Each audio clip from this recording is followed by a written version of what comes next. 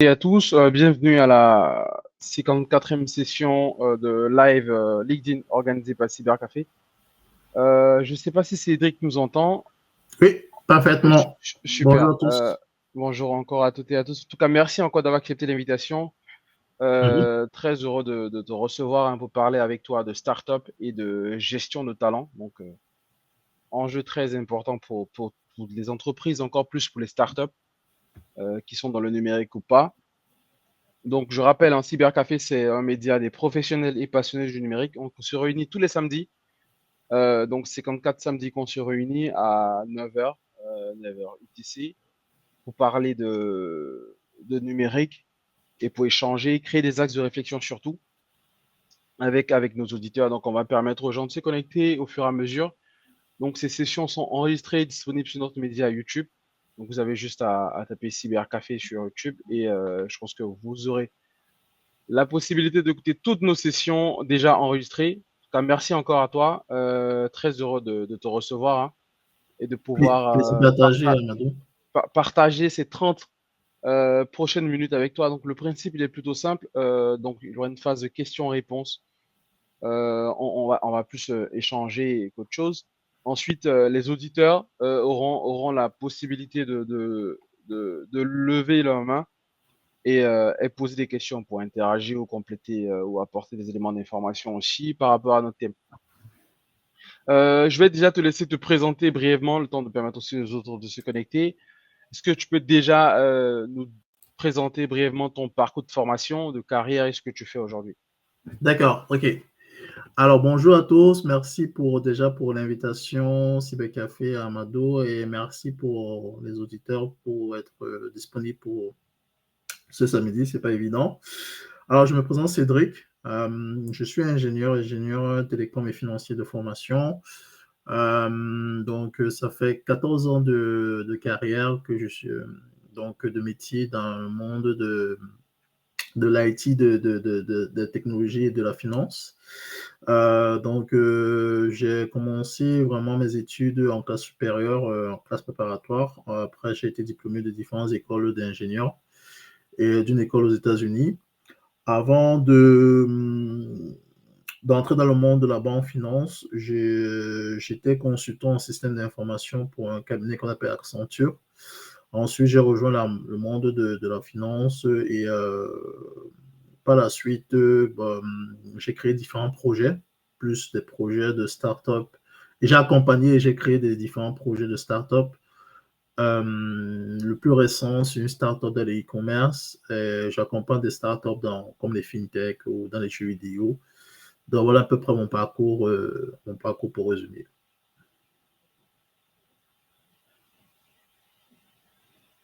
C'est mieux avec le micro activé. Écoute, bravo pour ce parcours. Je pense que tu fais encore plus. On a eu l'occasion d'en discuter. Je pense que on aura l'occasion de parcourir tout ça. Mhm. Donc, la session va s'articuler autour de trois axes. Hein. On parlera de l'attraction et la rétention des talents dans les startups, de la formation, donc du défi de formation et de tout ce qui est culture d'entreprise. Et on aura l'occasion effectivement de revenir sur tes activités. Déjà, pour peut-être faire simple, hein, qu'est-ce qu'une startup? Quelles sont ses principaux caractéristiques, on va dire ça comme ça, principales caractéristiques, et quels sont les principaux défis auxquels les startups sont confrontées lorsqu'elles tentent d'attirer les meilleurs talents? Alors, déjà, le start-up, c'est comme en anglais, son nom l'indique, c'est start et up. En fait, c'est une entreprise innovante, pas que dans la tech d'ailleurs, c'est une entreprise innovante qui a un fort potentiel de croissance et qui a un fort potentiel de valorisation dans un futur très, très court en fait. Et généralement, les startups numériques remplissent ces conditions.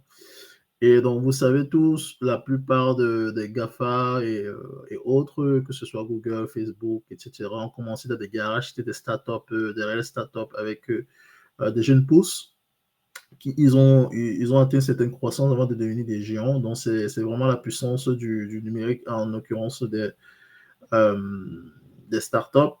Donc voilà vraiment la grosse définition du startup. Et bien sûr, à travers l'innovation, c'est valider différents modèles économiques parce que c'est des modèles économiques souvent des startups qui soit sont inconnus et doivent être validés, soit c'est des modèles économiques qui sont peut-être connus mais qui doivent être validés et qui sont innovants. Maintenant, c'était quoi la deuxième question? La gestion des talents, c'est ça? Ouais, c'était aujourd'hui, quels sont les principaux défis que les startups sont confrontées lorsqu'elles tentent d'attirer des talents? Alors, il y a plusieurs défis auxquels sont confrontés les startups que, quand elles veulent recruter les meilleurs talents. C'est généralement les jeunes pousses, généralement, elles n'ont pas beaucoup de moyens, très peu de moyens. Quand je parle de moyens, c'est pas forcément, c'est surtout les moyens financiers, certes, mais c'est aussi qu'elles sont en cours de démarrage. Alors, donc effectivement, le premier obstacle sur le moyen, c'est les contraintes financières parce que pour recruter, il faut effectivement du budget. Donc, pour atteindre, généralement, certains startups ont dans leur process ou dans leur plan de développement une partie recherche et développement. Donc, par exemple, il faut recruter dans la recherche et développement, dans la communication, dans la stratégie. Et donc, sur le budget, c'est le cash qui manque réellement, en fait, aux startups. Après, c'est pour ça que certains startups essaient de lever des fonds en différentes phases, fonds d'amorçage, série A, série B, par exemple. Ensuite, l'autre difficulté des startups, c'est que ce sont des jeunes pousses. C'est généralement pas des grandes entreprises, en fait. Et généralement, la plupart des meilleurs talents, des jeunes diplômés ou des meilleurs talents veulent rejoindre des grandes entreprises pour avoir une carrière florissante, la meilleure carrière possible. Donc, aujourd'hui, enfin, la plupart des jeunes diplômés, si on les demande d'intégrer un Big Four ou bien un Big Five en conseil, en système d'information, ou rejoindre une start-up, même si elle est innovante, la plupart, pour leur carrière, iront vraiment sur une entreprise de renommée parce qu'il y a des process qui ont été installés. Donc, il y a déjà donc, ce deuxième point. Et le défi auquel les startups font face, en fait, pour recruter les meilleurs talents, c'est généralement, je dirais aussi, c'est aussi, disons, voilà, c'est une jeune pousse en cours de démarrage. Donc, en règle générale, c'est un environnement pas encore figé, stable. Et généralement, la plupart des gens, en fait, la plupart des salariés aiment bien, en fait, des entreprises qui ont de la stabilité et qui ont certains process métiers. Donc, je pense que c'est ces trois points en général auxquels sont, du point de vue de startups numériques, sont confrontées ces entreprises pour recruter les meilleurs talents, du coup. D'accord, tu as parlé je crois, de limites, on va dire, budgétaires. Comment est-ce que donc ces chefs d'entreprise, donc ces chefs donc les CEO de start-up, peuvent compenser les limitations budgétaires tout en offrant, par exemple, des packages attractifs aux talents? Alors, il y a plusieurs moyens. Euh, le premier moyen, c'est en cours de démarrage, au début de l'entreprise. Vu que l'entreprise est un jeune pousse et qu'elle veut recruter les meilleurs talents, et le CEO ou bien le fondateur peuvent avoir plusieurs arguments pour convaincre les meilleurs talents. Le premier talent, sur l'ordre du salaire, on en a parlé du budget, donc du salaire, c'est que même s'ils ne peuvent pas s'aligner sur le même salaire que certaines entreprises, en règle générale, ils peuvent avoir comme argument, en plus d'un salaire un peu moins inférieur, c'est accorder des equity, donc des actions en fait de l'entreprise en fait aux salariés. Il faut comprendre que c'est un process qui est très important et qui a rendu millionnaire beaucoup de personnes qui ont été salariées des entreprises. Aujourd'hui, par exemple, je vais prendre un cas concret, deux cas concrets. On les appelle les employés numéro N, 1, 2, 3, 4, 5, 10. Généralement, les employés numéro 1, ils ont le plus grand part des entreprises. Et donc, quand, par exemple, la startup croît jusqu'à être valorisée au Nasdaq ou bien en bourse, Généralement, leur share dans leurs equity, en fait, valent plusieurs millions et pour certains, plusieurs milliards de dollars. On l'a vu avec Microsoft. Le DG de Microsoft est devenu plus riche que Bill Gates maintenant.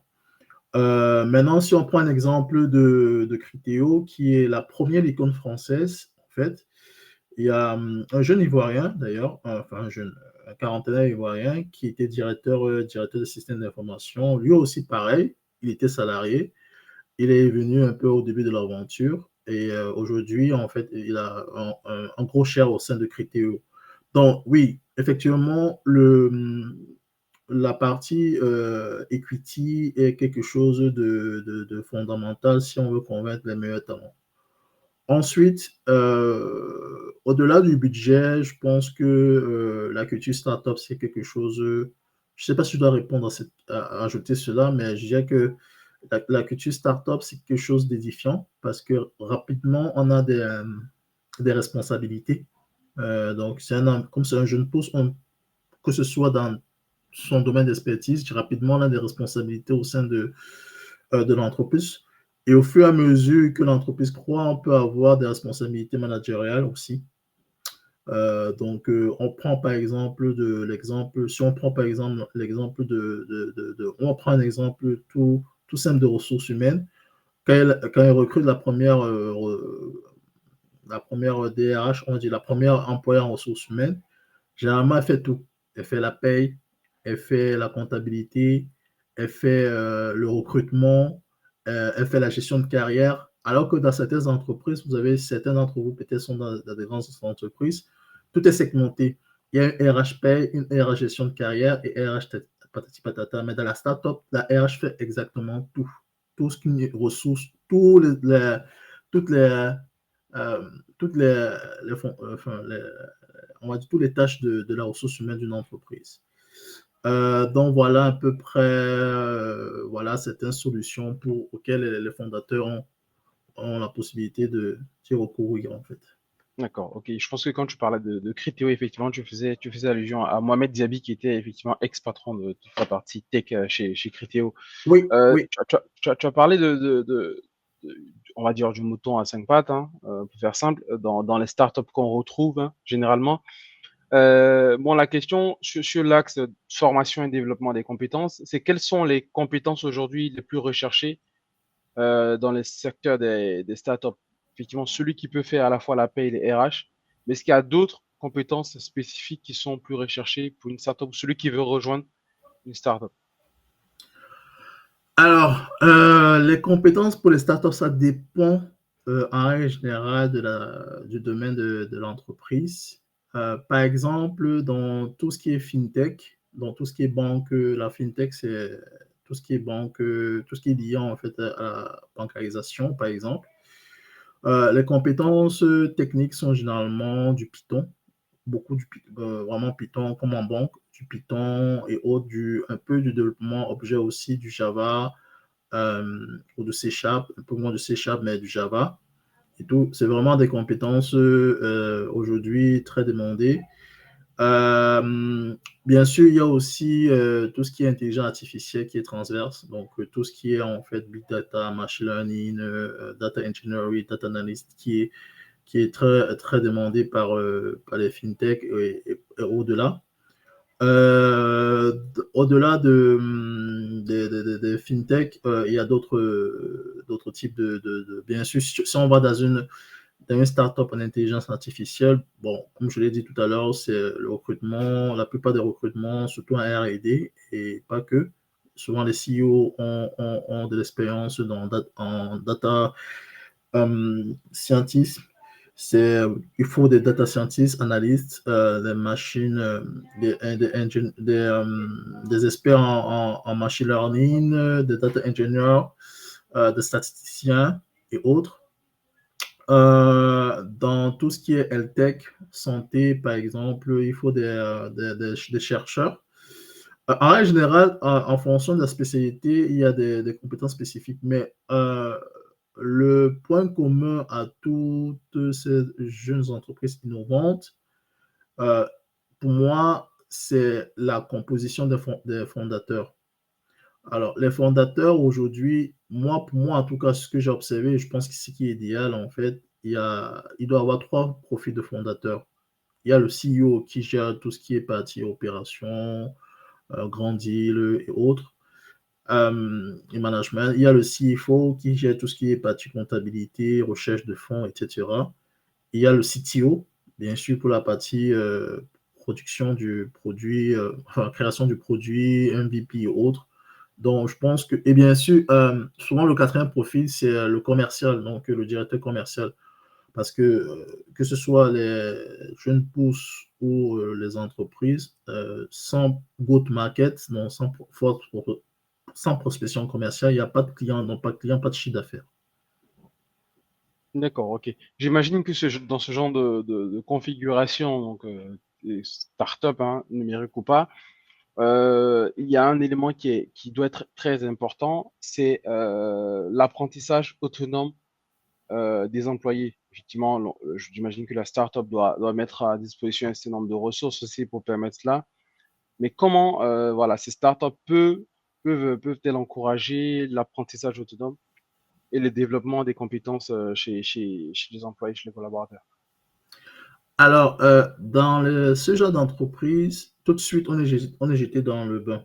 C'est-à-dire que c'est pas comme dans des entreprises où on a enfin, dans les grandes entreprises, dans les grandes banques, où on a des process bien définis de transfert de compétences et autres. Tout de suite, en mode startup, on apprend rapidement. C'est ça le but, en fait. On apprend rapidement et de façon très intense et aussi de manière très transverse. Euh, c'est pour ça que, parenthèse, dans certains concours de recrutement, comme l'école 42 des aviers à Paris, en fait, euh, ils envoient tout de suite, les premiers jours, ils envoient tout de suite les étudiants pendant plusieurs jours en train de réaliser des startups ou bien des applications euh, sans indication, de manière brute. Parce que c'est ça la culture c'est vrai qu'il y a quand même, on te tend vraiment la main, mais on te donne la possibilité de rapidement devenir autonome, surtout si tu fais partie des premiers employés de l'entreprise, parce que tu auras beaucoup de responsabilités. Donc, tout de suite, tu dois être autonome, tu dois rechercher, parce qu'il y a plusieurs moyens, hein, tu dois rechercher à travers Internet, tu dois faire beaucoup de recherches documentaires. Par exemple, dans tout ce qui est FinTech, tu dois faire beaucoup de recherches documentaires ou data scientist documentaires et autres. Tu dois voir quel process est à utiliser dans tes startups, si on peut le valider dans ton entreprise récente. Donc, tout de suite, l'autonomie fait partie de l'ADN de ces entreprises innovantes. Maintenant, quoi d'autre? La deuxième question, c'était par rapport à quoi, s'il te plaît? La deuxième question, c'était comment est-ce que, du coup, puisque les employés doivent apprendre aussi par eux-mêmes, hein, puisqu'on n'a pas forcément le budget nécessaire pour les Oui. former, comment est-ce que les startups peuvent encourager l'apprentissage autonome de ces employés-là?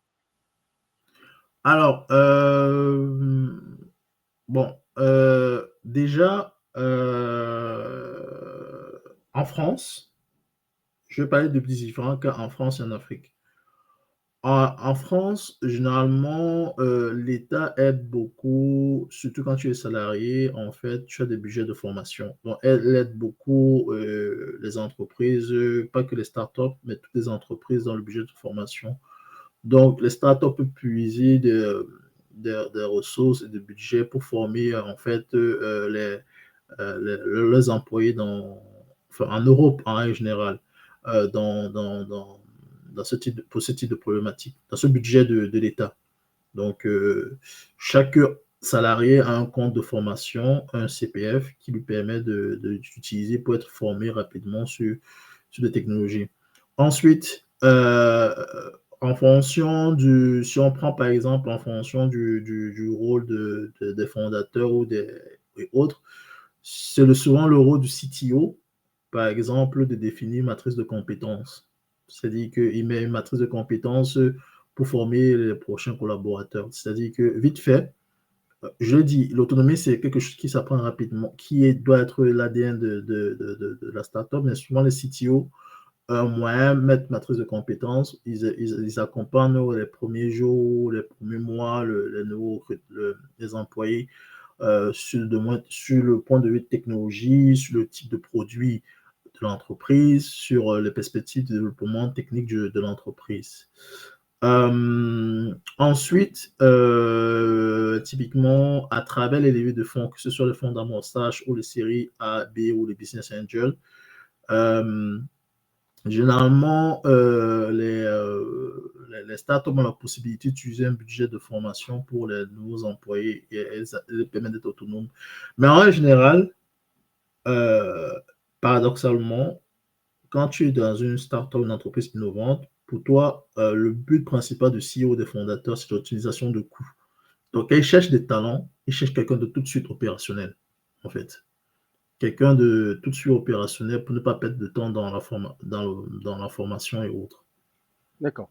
Bah, écoute, tu as parlé tout à l'heure d'intégration, ça fait le lien avec l'autre axe de notre intervention. On parlera de culture d'entreprise, donc de start-up et de flexibilité. On sait que start-up rime avec créativité, innovation et tout. Euh, donc j'ai deux questions. C'est quelles sont les meilleures pratiques pour intégrer rapidement donc des nouveaux employés dans une start-up numérique et quels sont les éléments clés d'une culture d'entreprise qui vont favoriser effectivement l'innovation et la créativité dans cette start-up. Alors, les meilleurs moyens pour, je l'ai un peu dit tout à l'heure, les meilleurs moyens pour permettre aux employés, aux salariés d'intégrer l'entreprise, une start-up, euh, je dirais, c'est tout de suite leur dire les perspectives d'évolution et les perspectives, de leur dire qu'ils sont importants dans le projet. C'est-à-dire que, bien sûr, leur présenter le projet, leur présenter la structure, leur présenter la vision, mais leur dire qu'ils vont être au cœur du projet, ils vont être l'ADN du projet, que ça veut eux que le projet reçura ou pas, et tout. Donc, c'est comme ça, en fait, qu'il y a aussi l'implication des salariés, surtout si c'est un jeune pousse. Euh, non seulement l'employé apprend rapidement en termes de compétences, en termes d'expertise, mais aussi en termes de management et autres.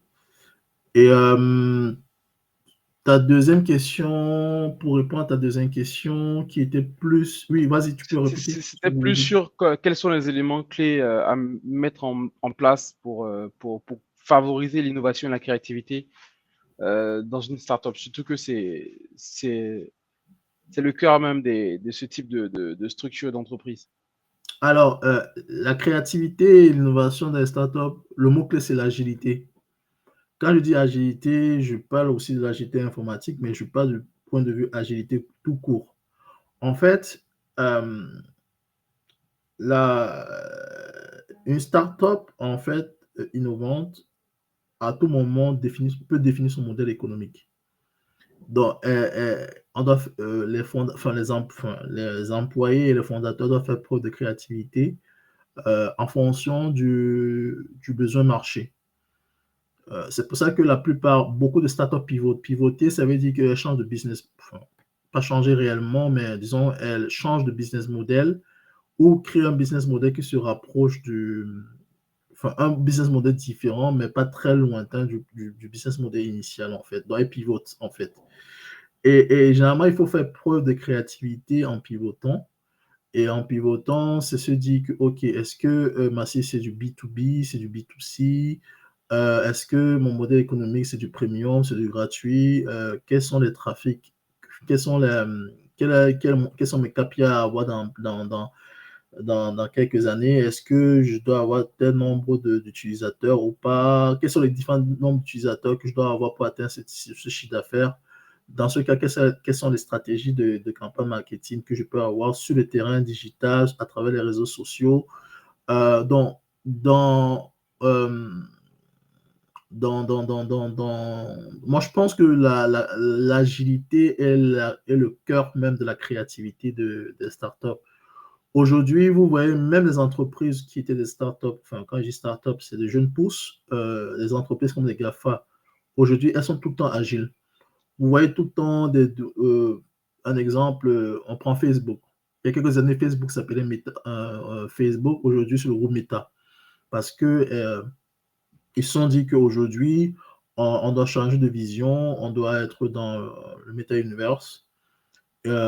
Pareil pour la plupart des entreprises innovantes.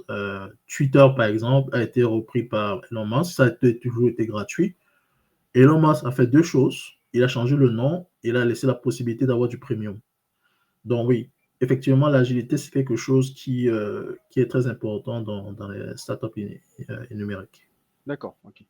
Bah, merci encore à toi, Cédric, hein. Je crois que c'est très clair. J'ai encore quelques questions, mais voilà, on s'est promis 30 minutes de session. Tous les samedis, c'est 30 minutes de session. J'ai encore deux, trois dernières questions.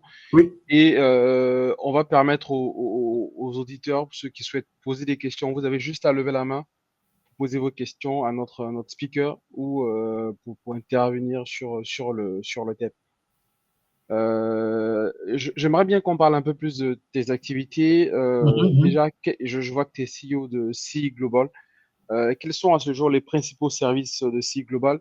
Et est-ce que aujourd'hui, ta structure est, est ouverte à des partenariats ou comment est-ce que un membre de la communauté Cybercafé peut rentrer en contact typiquement avec toi dans le cadre d'un partenariat, sur quel type de sujet, de projet, de profil, et comment celui qui souhaite intégrer ta structure, comment est-ce qu'il te contacte et quelle est la procédure aujourd'hui? D'accord, ok.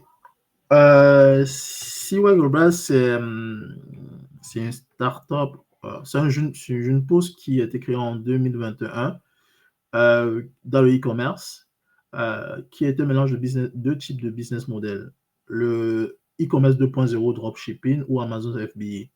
Alors, vite fait, je vais expliquer les business models. En fait, Amazon FBA, aujourd'hui, quand vous tapez dans amazon.fr ou .com, vous avez des produits, et quand vous commandez ces produits, ils sont livrés chez vous. Souvent, et dans 99% des cas, ce n'est pas Amazon qui fournit ces produits, c'est des particuliers comme vous et moi qui sont derrière, qui ont des boutiques. Et donc, oui, effectivement, si Wagoba a une boutique qui permet de vendre de différents types de produits importés venus des fournisseurs pour aller vers les entrepôts d'Amazon et pour aller vers les clients de Siwa Global. Donc aujourd'hui, Amazon permet de ne pas avoir de site internet, mais on a décidé d'ajouter un business model comme le drop. Pourquoi? Parce que le drop nous permet d'avoir une base de clientèle, ça nous permet d'avoir un site internet, ça nous permet de choisir nos produits en fonction du marché. Le drop, en gros, c'est quoi? C'est en gros, c'est du e-commerce en stock. C'est-à-dire que quand un client va sur notre site, il commande sur notre site, au lieu d'avoir la marchandise dans nos entrepôts, en fait, pour nous envoyer de nos entrepôts aux clients, c'est notre fournisseur qui envoie directement la marchandise vers le client. Du coup, ce qui fait qu'on n'a pas de stock. Et donc, pour résumer, dans le drop, on n'a pas de stock. Dans Amazon FBA, on a du stock chez Amazon, mais on n'a pas de stock chez nous. Je n'ai pas de local où je vais mettre du stock. Donc, les deux business models sont très intéressants dans la mesure que je n'ai pas de stock, je n'ai pas besoin de local pour mettre du stock dans le e-commerce. J'ai juste besoin de sources de trafic. Les sources de trafic qu'on utilise généralement, c'est Facebook Ads, Google Ads, TikTok Ads et Amazon Ads. Et dans notre zone de marché, c'est la France, les pays nordiques, les États-Unis. Et là, actuellement, on est en train d'avoir des partenariats pour l'Afrique. Donc voilà à peu près qu'est-ce que c'est que Siwa Global. D'accord, ça marche. Bah écoute, merci à toi, Cédric. En tout cas, Mhm. merci pour ton intervention. Je crois on est arrivé au terme de notre session. Donc, avec ta permission, je vois qu'on a une question ou une Oui, intervention de Saliou Diawara. Est-ce que tu peux activer ton micro pour pouvoir intervenir, poser ta question ou intervenir dans le sens. Saliou, est-ce que tu m'entends? Oui, est-ce que vous m'entendez? Oui, oui. on t'entend très bien. Oui. Oui, bonjour Amadou, bonjour Cédric, merci pour ton intervention. J'avais une Mhm. question sur les startups, vu que là tu as parlé, donc si je peux te tutoyer, tu as parlé de l'innovation, donc ce qui est un peu l'essence des startups. J'aimerais savoir c'est quoi le compromis entre l'innovation et la sécurité. Enfin, jusqu'où la startup met le curseur sur la sécu. Parce qu'on sait que forcément, quand on dit innovation, c'est-à-dire on veut aller trop vite, on n'a pas le temps de tester les solutions. Donc, ce qui généralement les banques font pas, ils sont toujours réfractaires à l'idée d'aller sur des nouvelles technos parce que c'est des technos qui sont pas bien testés. Donc, la plupart des banques sont sur du COBOL. Donc, jusqu'où la startup ou les startups mettent le curseur sur la sécu. Alors, en gros, tu es en train de me poser la question, en fait, quelles seraient en fait les limites de sécurité des startups, en gros. OK. Ou l'inverse, d'ailleurs. Non, c'est Euh, l'intérêt en fait. C'est juste que c'est quoi le compromis entre si je dois choisir une solution qui est innovante et mais qui est moins sécurisée, c'est qu'est-ce que je dois faire? d'accord. OK. En général, de mon expérience personnelle, pour répondre à ta question, ça dépend du domaine de la startup. Clairement, si c'est des fintech, je crois que la sécurité doit être. D'ailleurs, entre parenthèses, je suis aussi, je suis aussi en fait, j'essaie aussi de promouvoir la fintech Amalia Finance, qui est une gros, pour résumer, c'est une banque digitale en fait qui permet de faire tout ce qu'une banque peut faire, carte bancaire et autres. Euh, Par exemple, si on est une fintech, la sécurité est très importante parce que déjà pour des problèmes financiers, la gestion de cash, pour les problèmes de données. Et généralement, les fintech ont une partie, que ce soit, je prends par exemple Amalia ou bien d'autres fintech qui font de la gestion d'actifs et autres, de la bancarisation. Pour eux, la sécurité est l'une des priorités dans le monde du produit. Maintenant, c'est vrai que dans d'autres projets, comme par exemple, je dirais quoi, moins, enfin, je pense que la sécurité, comme les fintech et la santé, les edtech, c'est ceux qui ont le plus gros budget de sécurité. Parce que les tech sont généralement au niveau de la santé, des projets personnels, des données personnelles et tout. Mais d'autres projets, au fur et à mesure qu'ils lèvent des fonds, mettent la priorité à la sécurité. C'est vrai que les premiers produits, en général, les produits, enfin, pas tous, mais certains produits MVP, c'est juste pour tester la fonctionnalité, la solution, le business model, et pas tout de suite la sécurité. Mais pour moi, je pense que c'est certains secteurs comme les fintech, la santé et autres qui mettent l'accent sur la sécurité. Et, vu que certains fintech ont vocation à devenir des banques, effectivement, la sécurité fait partie de leur enjeu primaire. Première. Je sais pas si c'est bon pour toi, Saliou. Oui, oui, c'est bon, c'est bon. Merci pour ta Ok. réponse. Merci à vous. Merci à toi, Saliou, pour ta question. Merci à Cédric. Je sais pas s'il y a encore des personnes qui souhaitent intervenir ou poser des questions. Sinon, on va remercier Cédric encore pour son intervention, pour tous ces éléments qui ont été partagés. Et puis, peut-être te laisser le mot de fin avant de se donner rendez-vous samedi prochain pour la 55e session avec un autre speaker pour parler encore de numérique et toujours de numérique. Est-ce que tu as peut-être un mot de fin ou je souhaite rajouter des choses, rajouter des éléments? Déjà, je remercie tout le monde. Je te remercie, toi, Amadou, pour l'invitation, tous ceux qui ont été présents durant l'intervention. Je suis disponible via les réseaux comme LinkedIn, donc n'hésitez pas à m'écrire si pour des collaborations, pour des questions, des conseils, donc disponible si besoin pour ce genre de synergie. Et je crois à la force des synergies, même dans le numérique entre Africains, et c'est comme ça qu'on peut faire avancer la communauté. Et donc, merci à tous et merci. Merci à toi, en tout cas. Merci à toi. N'hésitez pas à interconnecter entre vous et comme a dit Cédric, à créer des synergies. En tout cas, merci encore, bravo. Et rendez-vous samedi prochain. Bon week-end à toutes et à tous. Et on se donne rendez-vous samedi prochain. Au revoir. Au revoir. Bon week-end.